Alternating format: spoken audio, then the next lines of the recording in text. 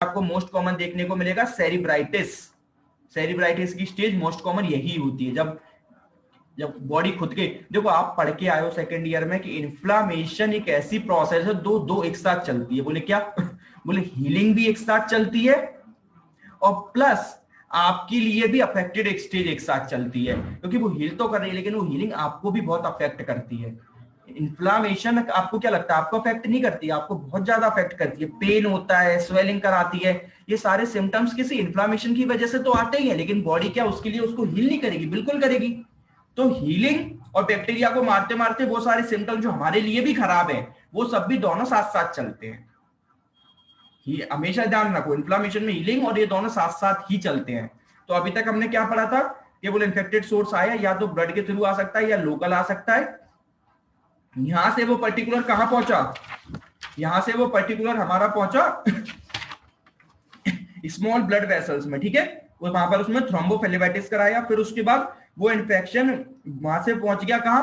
Parenchymal bacteria यानी brain की outer covering पे पहुंच गया। अब वहां से फिर हमारे कौन से WBC सब आए फटाफट मारने। तो पॉलीमॉर्फोन्यूक्लियर इन्फिल्ट्रेट हुआ और वेस्कुलर परमिलिटी भी हुई, क्योंकि कुछ नई ब्लड वेसल्स बनना भी स्टार्ट हुई और पुरानी टूटने भी लग गई जो इन्फेक्टेड हो गई थी। उसकी वजह से वहां पर zone of granulation tissue start हुआ, यानी कि हीलिंग वाला फेज स्टार्ट हो गया। अब जैसे ही हीलिंग वाला फेज स्टार्ट होगा तो वहां पर क्या हो जाएंगे? प्लेटलेट्स आ गए, फिब्रोब्लास्ट स्टार्ट कर देंगे। फिब्रोब्लास्ट यानी क्या? जो आपकी फाइबर्स है वो सारी खट्टी हो जाएंगी, रेटिकुलर फाइबर्स फॉर्म। क्यों? क्योंकि जितनी जो चीजें इन्फेक्टेड हो गई हैं, जो चीजें टूट गई हैं, उनको बनाना है ना, तो फिब्रोब्लास्ट तो वहां करना ही पड़ेगा। अगर फिब्रोब्लास्ट नहीं करोगे तो हील कैसे होंगे? प्लेटलेट फिब्रोब्लास्ट स्टार्ट कर देती हैं। जैसे ही फिब्रोब्लास्ट वगैरह सब स्टार्ट होता है तो बॉडी क्या करती है? जो अंदर जितनी भी गंदी चीजें रखी हुई हैं, क्या क्या? Mature capsule form, central zone necrotic inflammatory cells, necrotic डेप्सिस, उन सबको बाहर निकालना स्टार्ट कर देती हैं। और जैसे ही आप उनको बाहर निकालते हैं वो पस की फॉर्म में बाहर आते हैं। अब दिक्कत क्या है कि अगर वो बॉडी के सराउंडिंग के बाहर में हो तो वो बाहर निकल जाएगा, मगर ब्रेन में पस कहां? ब्रेन में तो पस अंदर ही रह जाएगा ना, वो तो आपके लिए और खतरनाक हो गया। बॉडी को इससे मतलब नहीं आपके लिए क्या सही है क्या गलत है। बॉडी के लिए जो प्रोसेस एक जगह है वही दूसरी जगह है। अब बाहर पस बाहर निकल गया सराउंडिंग में, वहां तो काम चल गया, मगर यहाँ पस बाहर कहाँ निकलेगा? यहाँ पस तो ब्रेन के अंदर ही रह जाएगा। फिर वो आपके लिए बहुत प्रॉब्लम क्रिएट करने वाला है, क्योंकि पस कितना गंदा, इन्फेक्टेड है, उसमें बैक्टीरिया भी है। अब वो पस जहां जहां पहुंचेगा वो और पर्टिकुलर उस जगह को खराब करता चला जाएगा। यानी बॉडी तो आपकी हीलिंग के लिए चला रही थी, मगर वो आपके लिए हीलिंग हुई नहीं। क्यों नहीं हुई? क्योंकि एक जगह की हीलिंग के चक्कर में पस वहां से बाहर निकाला, वो दूसरी जगह को खराब करने पहुंचा। क्योंकि यहाँ सराउंडिंग में जाए कैसे? यहाँ तो सारे स्ट्रक्चर्स पैक है ना। तो किस तरीके से रहा कि इन्फेक्टेड सोर्स आया या तो लोकल या हेमेटोजेनियस के थ्रू, इससे स्मॉल ब्लड वेसल्स का ऑक्लूजन स्टार्ट हुआ। और क्या हुआ? थ्रोम्बोफिलेबाइटिस, यानी क्या? Inflammation of the small blood vessels, ठीक है। फिर उससे आखिरी में पेरेन्काइमा तक यानी ब्रेन तक पहुंच गया बैक्टीरियल इन्वेजन। फिर WBCI यानी पॉलीमॉर्फोन्यूक्लियर इन्फिल्ट्रेशन स्टार्ट हुआ और इंपेयर हुआ क्या? Vascular permeability. जैसे ही ये स्टार्ट हुआ, इसके बाद ग्रेनुलेशन टिश्यू बनना स्टार्ट हो गए। और मैंने आपको कहा था जैसे ही ग्रेनुलेशन टिश्यू बनना स्टार्ट होते हैं वो सबसे बड़ा साइन होता है सेरिब्राइटिस का, वहां पर रेडनेस, स्वेलिंग सब कुछ आपको देखने को मिलेगी। फिर उसके बाद क्या होगा? फिर वो जैसे ही होगा प्लेटलेट्स आएंगे, फिब्रोब्लास्ट स्टार्ट, यानी जो आपके थिन कैप्सूल पतली अभी लेयर बनना स्टार्ट हो जाएंगी हीलिंग के लिए। अब जैसे चीजों को पैक करेंगे अंदर की तरफ, के जो हील अंदर की तरफ चीजों को पैक करते जाना है। अगर अंदर की चीजों को पैक करोगे तो अंदर जो गंदगी है पहले उसे बाहर निकालो, और उसे बाहर निकालोगे पस की फॉर्म में बाहर निकलेगा, यानी मैच्योर कैप्सूल फॉर्म्स।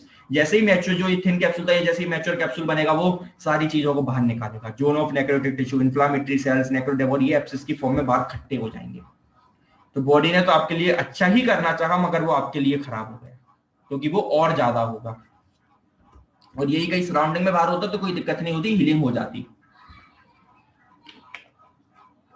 तो इसका ट्रीटमेंट क्या रहेगा आगे समझेंगे, ठीक है। अभी तो हमने ये समझा कि एब्सिस या पस आता कैसे, बनता कैसे, ठीक है। या तो ऐसे बन जाएगा या फिर बैक्टीरिया बहुत ज्यादा ग्रोथ करेंगे तो भी पस बनेगा। क्यों? क्योंकि बोले तब भी तो हमारे सेल्स हैं वो, तब भी तो वो WBC हमारे उनको मारने जाएंगे, तब भी तो कुछ बैक्टीरिया मरेंगे, और बैक्टीरिया अपनी ग्रोथ बढ़ाएंगे तो उन्हें जगह चाहिए, और जगह चाहिए तो वो पस को बाहर निकालेंगे। बोले बाहर निकलो, तुम बाहर निकलोगे तभी तो हम और जगह अपनी फैला पाएंगे, तो तब भी पस निकलता है। तो पस दोनों कंडीशन में निकलता है, ठीक है। और वहां अगर पस निकलेगा तो वो फिर क्रोनिक इन्फेक्शन हो जाता है, फिर वो बहुत खतरनाक इन्फेक्शन हो जाता है। ये तब भी हीलिंग वाला, इसमें इतने अमाउंट में पस नहीं निकलता, इसको आप फिर भी ठीक कर लोगे। साइन सिम्टम्स क्या लिखेंगे? अब देखो बिल्कुल चीज है, मैंने बोला साइन सिम्टम्स आप तो जितने अभी तक पढ़ते आ रहे हो, टॉक्सिसिटी नजर आएगी। जैसे क्या क्या टॉक्सिसिटी के अंदर, क्या आपको फीवर आएगा, मलेज मालूम, feeling of unwell, raised ICP. अब यहां पर आप science and symptoms raised ICP के अंदर वो सारे हाइड्रोसेफेलस वाले लिख सकती हो। इसलिए मैंने कहा था नीजो में सिम्टम्स का कोई गेम नहीं है। हेडेक, वोमिटिंग, डिटेरियोरेशन ऑफ कॉन्सिलेबस सब लिखे आना, एप्लियोटिका जो भी नजर आए, क्योंकि अगर आईसीपी बढ़ी तो हाइड्रोसेफेलस के सारे साइन तो आने ही है, वही साइन एंड सिम्टम जो हाइड्रोसेफेलस में आएंगे वो उसमें आएंगे, रेज्ड आईसीपी में, और किस में आएंगे? फोकल डैमेज, फोकल डैमेज का मतलब होता है कैसे कोई पर्टिकुलर फोकस पॉइंट पे, इसमें हेमीपैरेसिस हो सकता है। बोले हेमी अच्छा यहां से एक बहुत बढ़िया चीज बताता हूं, कुछ लोग कंफ्यूजन होती हैं पैरासिस में और पैरालिसिस में। दो वर्ड होते हैं, एक होता है पैरासिस, PARESIS, और एक वर्ड होता है पैरालिसिस। पैरालिसिस का मतलब तो आप जानते हो कंप्लीट, कंप्लीट खत्म, पैरालिसिस हो गए। और पैरालिसिस का मतलब होता है वीकनेस या पार्शियल पैरालिसिस। ठीक है, तो जब भी पैरालिसिस बढ़ा है तो मैंने बहुत से देखा है लोग हेमीपैरेसिस को भी पैरालिसिस समझते हैं, बोले खत्म। पैरालिसिस मतलब वीकनेस आना। अब वीकनेस कितनी आई है डिपेंड करता है, किसी में कम आई किसी में ज्यादा आई। ठीक है, तो इसका मतलब ये नहीं होता कि सीधे पैरालिसिस ही होगा, यहाँ पैरालिसिस लिखा है। मतलब क्या, हेमीपैरेसिस मतलब मसल वीकनेस, और पार्शियल पैरालिसिस कहां, अगर हेमी है तो one side of the body, अगर क्वाड्री तो चारों, बाय हो गई तो नीचे। ठीक है, तो जहां पर हो रहा है डिस्फेजिया, डिस्फेजिया। अब देखो एक सारी चीजें लिख सकते हो कि बोले अगर ब्रेन में होंगे तो सिम्टम्स फेस पे भी नजर आएंगे। फेस की चीज, फेस देखो, फेस की वजह से ब्रेन बिगड़ रहा था तो ब्रेन बिगड़ेगा तो उसके वजह से फेस पे भी सारे सिम्टम्स नजर आएंगे। बोले क्या, डिस्फेजिया। बोले क्या, डिफिकल्टी इन स्वेलिंग, आप कुछ भी निकलने की कोशिश करेंगे तकलीफ होगी।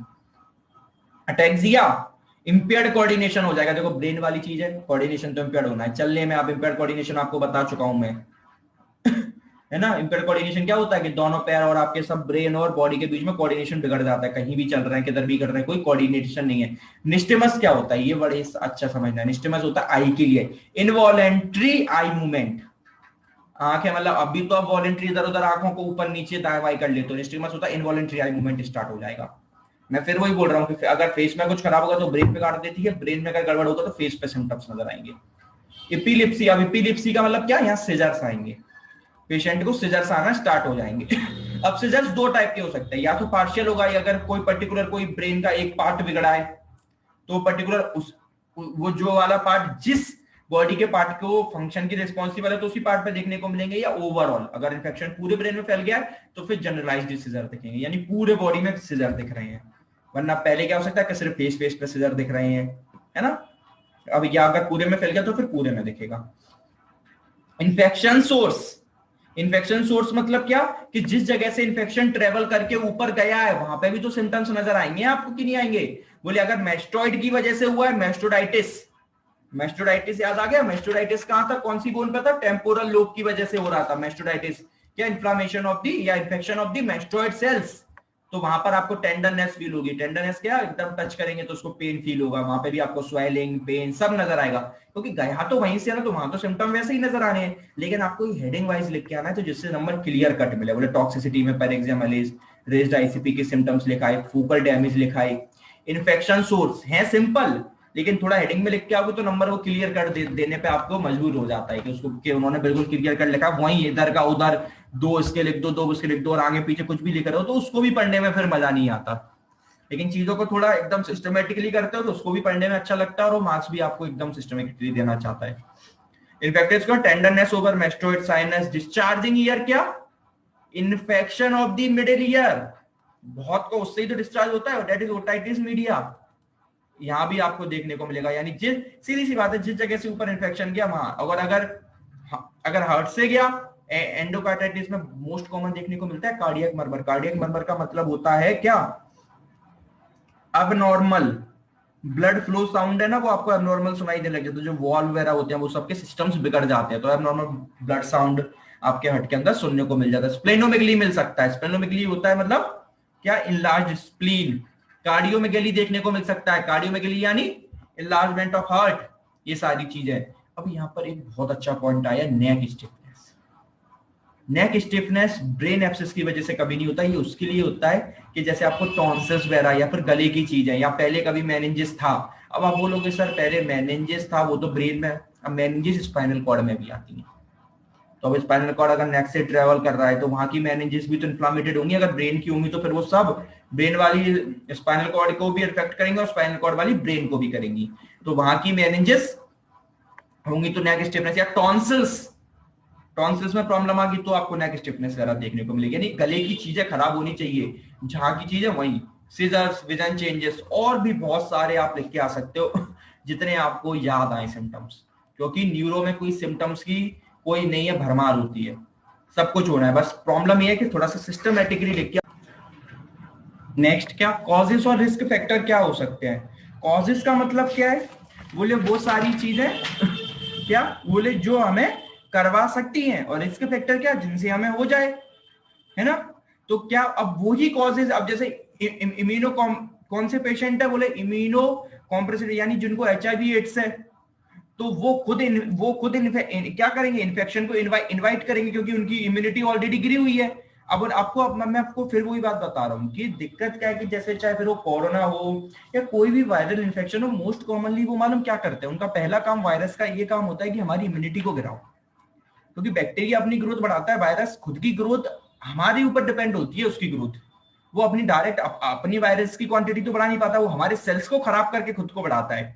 तो उसका सबसे पहला काम यही होता है कि वायरस इसलिए तो ओवर ग्रोथ क्यों कर पाता है, क्योंकि सबसे पहले उसका काम है कि हमारे डब्ल्यूबीसी को मारो, बोले इनकी इम्यूनिटी गिराओ। अगर इनकी इम्यूनिटी वीक हो जाएगी तो ऑटोमेटिक हमें कभी मार ही नहीं पाएंगे।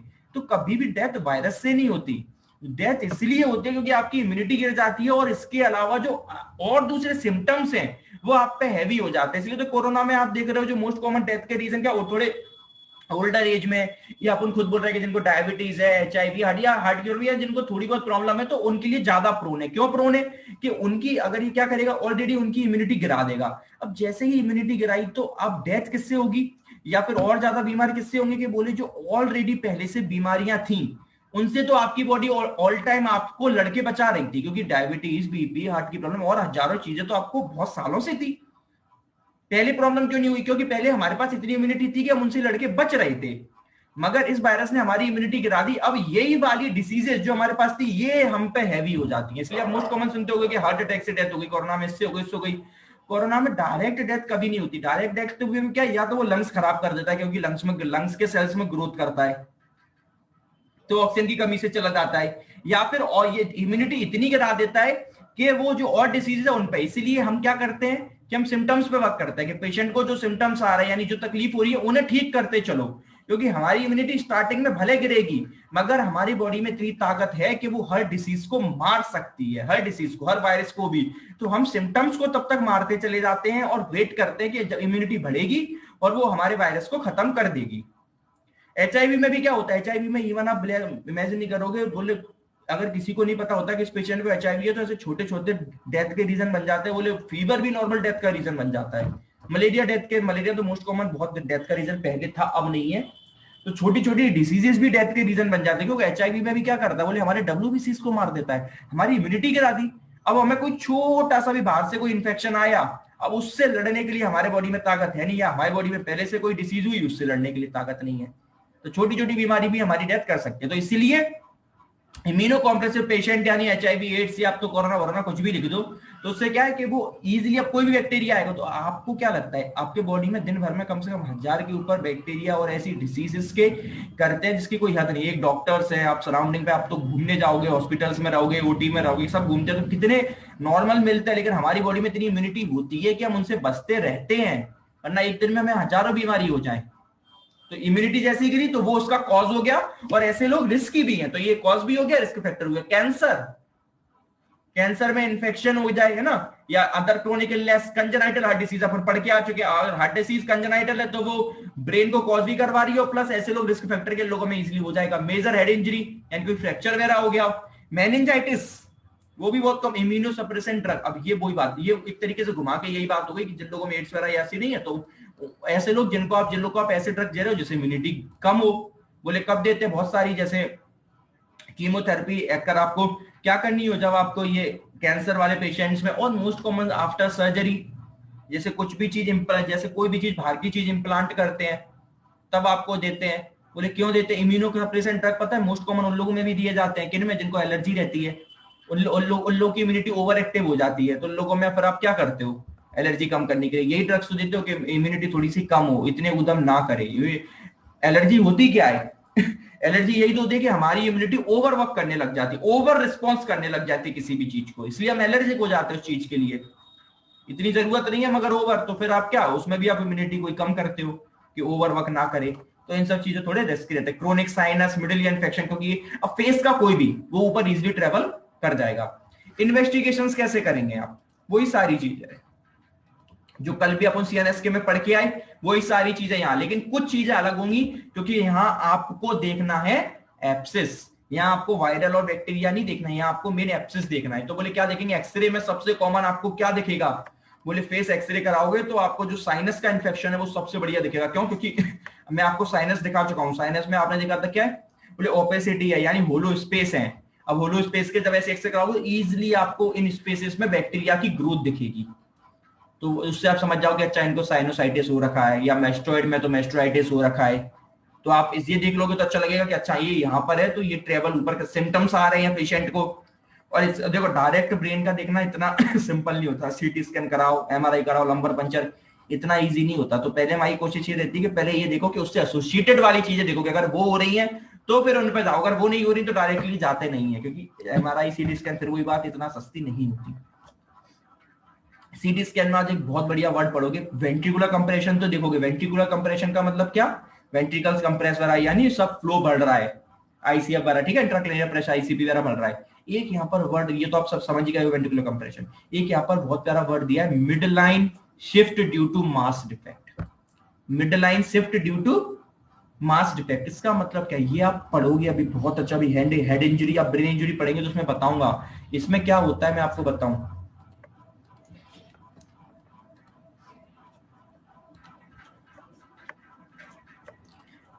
एक अपन क्या, एक नॉर्मल ये अपनी होती है लाइन, ये अपन ऐसी नॉर्मल लाइन ड्रॉ करते हैं जब भी आपके अंदर जैसे कोई ब्रेन इंजरी हो जाए, स्ट्रोक आ जाए, ब्रेन ट्यूमर, एब्सेस, इन्फेक्शन, पस कुछ भी हो, यानी कोई भी अगर एबनॉर्मल चीज यहाँ आएगी तो वो क्या होगा? वो अपनी जगह बनाएगी।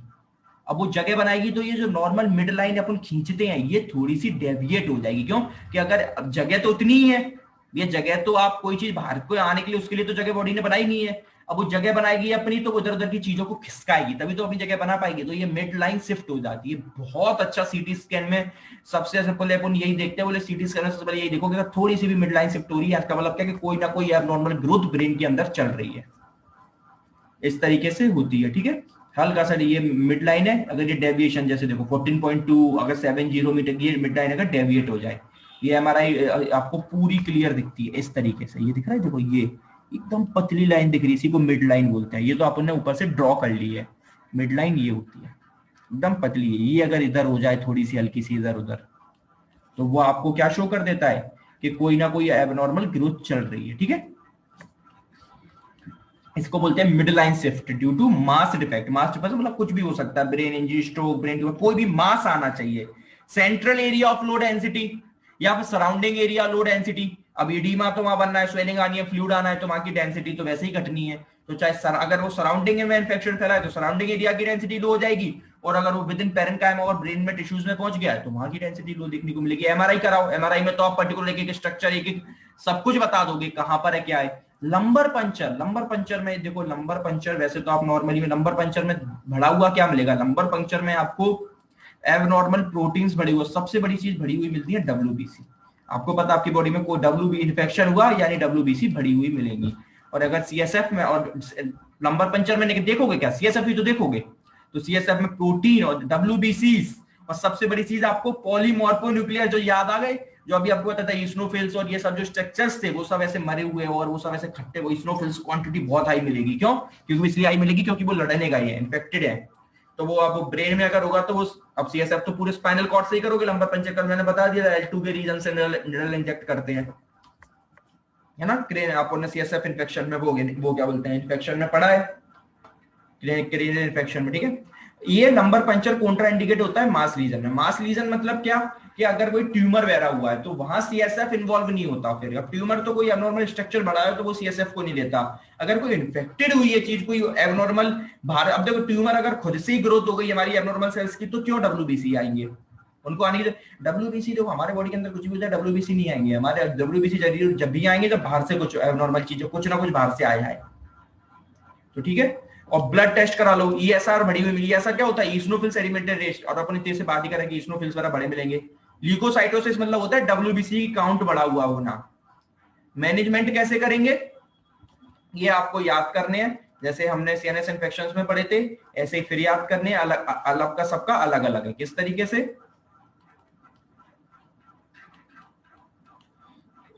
दो मेडिसिन के तो पहले नाम याद कर ही लो, बोले सेफ्ट्रीट्राइक्सोन और मेट्रिनोडाजोल।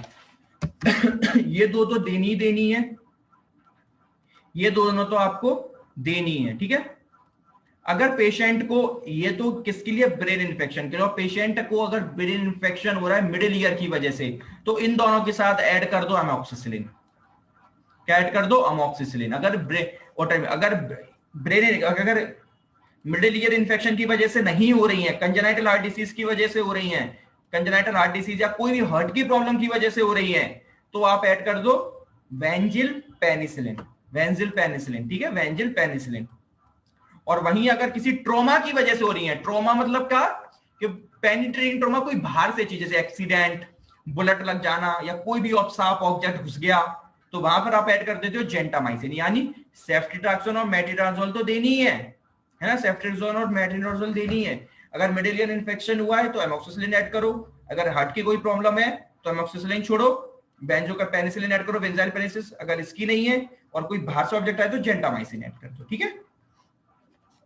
ये तो ड्रग, बहुत सारी ड्रग थी, मगर इन्फेक्शन अगर ज्यादा फैल गया है तो वो अगर वो एब्सिस ज्यादा फैल गया है तो उसको बाहर निकालो। अब बर्र होल आपको याद आ रहा होगा, किसमें पढ़ के, क्रेनियोटोमी में पढ़ा था, बर्र होल, की होल। तो बर्र होल मैंने आपको बताया था, बर्थ की होल बिल्कुल छोटा था, बर्र होल थोड़ा सा उससे बड़ा बताया था आपको।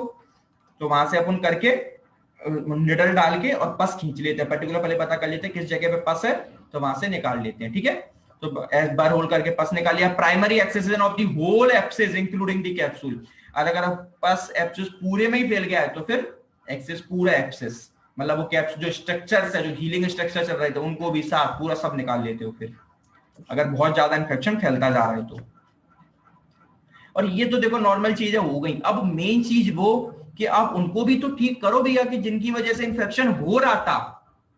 अगर सपोज आपने खुद बोला कि अगर कोई हेमेटोजेनियस रीजन है तो उन्हें ठीक करो, अगर फेस के स्ट्रक्चर्स की वजह से हो रहा था उन्हें ठीक करो, मैस्टोडाइटिस की वजह से हो रहा था उन्हें ठीक करो, साइनोसाइटिस की वजह से हो रहा था उन्हें ठीक करो, है ना, एडिमा वगैरह हो रहा है तो स्टेरॉइड्स खिलाओ। स्टेरॉइड्स क्या, anti inflammatory, most common example hydrocortisone, ठीक है। और ये सारी, या फिर ओटाइटिस मीडिया है तो उसे ठीक करो, हार्ट की प्रॉब्लम है उसे ठीक करो, जो भी ट्रॉमा की वजह से उन्हें ठीक करो। तो इन्फेक्शन साइट को पहले ठीक करो, क्योंकि आप कितना भी ब्रेन को ठीक कर लो, इन्फेक्टेड साइट अगर है तो फिर दोबारा करा देगी।